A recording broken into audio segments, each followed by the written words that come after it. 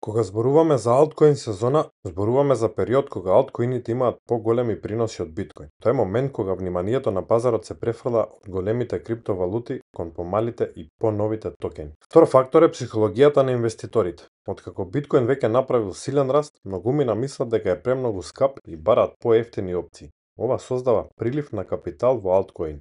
Трет фактор е ликвидноста и новите пари во пазарот. Кога доаѓа свеж капитал, инвеститорите се подготвени да ризикуваат повеќе и тоа најчесто го прават со алткоини наместо со биткоин. Четврти фактор се иновациите и наративите. Секој циклус носи нови трендови, како што беа DeFi, NFT, Metaverse или AI токени. Овие приказни ја поттикнуваат побарувачката и предизвикуваат експлозивен раст на одредени проекти. Пети фактор е медиумите и инфлуенсерите. Хајпот преку социјални мрежи, YouTube канали и Twitter многу брзо ги влече инвеститорите кон алткоините. Тоа создава еден вид snowball ефект. Шести фактор е спекулацијата и фомото. Многумина се плашат да не ја пропуштат следната голема можност, па купуваат дури и без детално истражување. Ова често доведува до огромни ценовни скокови во кратко време. Седмиот фактор е техничката анализа и индикаторите. Некои трговци следат алатки како Altcoin Season Index или односот меѓу BTC и ETH доминацијата за да предвидат кога ќе почне или заврши алткоин сезоната. Осмиот дел е заклучок. Алткоин сезоната носи можност за големи добивки, но исто така и за големи загуби. Волатилноста е многу поголема кај алткоините отколку кај биткоин.